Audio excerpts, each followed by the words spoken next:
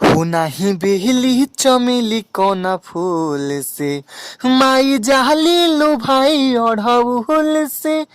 काजी कैसे बने रहुआ लोग, हम आप सबके दोस्त गीतकार गोविंद कवि जी आ गए हैं आप सबके बीच में फिर एक बार एक नए धमाकेदार गीत के साथ, ये शारदीय नवरात्र में माता रानी का एक प्यारा भजन लेकर। तो जिस किसी भी सिंगर भाई को रिकॉर्डिंग करवाना है फटाफट जाके अपने मधुर आवाज में रिकॉर्डिंग करवा सकता है। सॉन्ग हमारी तरफ से बिल्कुल फ्री है। अगर किसी सिंगर भाई को इसी तरह का हिट बढ़िया वायरल झकास मैटर लिखवाना है तो दिए गए नंबर पर संपर्क करें, अपना पर्सनली मैटर लिखवाएं।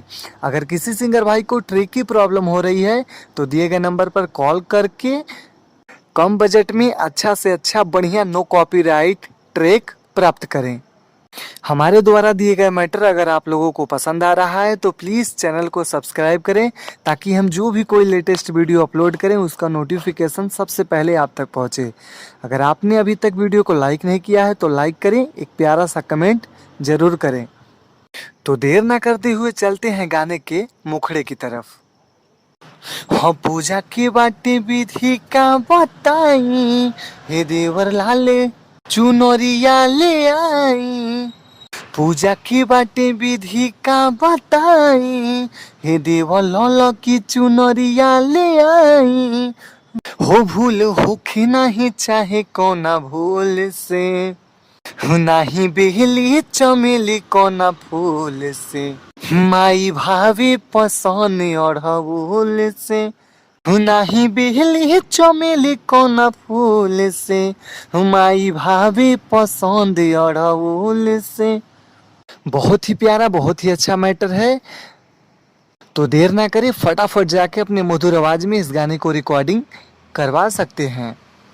अगर किसी सिंगर भाई को अपना कोई भी गाना इंस्टा रील फेसबुक रील पर अपलोड करवाना है तो दिए गए नंबर पर संपर्क कर सकते हैं। अगर आपको मैटर पसंद आ रहा है तो प्लीज़ वीडियो को लाइक करें और इसी तरह का बढ़िया हिट मैटर लिखवाने के लिए हमें संपर्क करें। तो देर ना करते हुए चलते हैं गाने के अंतरे की तरफ। औरी जवन लागे देवरू जाके मार्केट से ले आई, हम हलुआ और पूरी आज माइला बनाई। खाली श्रद्धा राखो भौजी, तुहार सगरी काम हो जाई। सब देखो तारी माई उहे होइन सब कर माई। माथे टीका लगाला चरण धूल से, हो नाही बेली चमेली कोना फूल से, माई बाहवे पसंद अड़हुल से। नाही बेली चमेली कोना फूल से, माई भावे पसंद अड़हुल से। इसी तरह का बढ़िया मैटर प्राप्त करने के लिए दिए गए नंबर पर संपर्क करें और अपना पर्सनली मैटर लिखवाएं।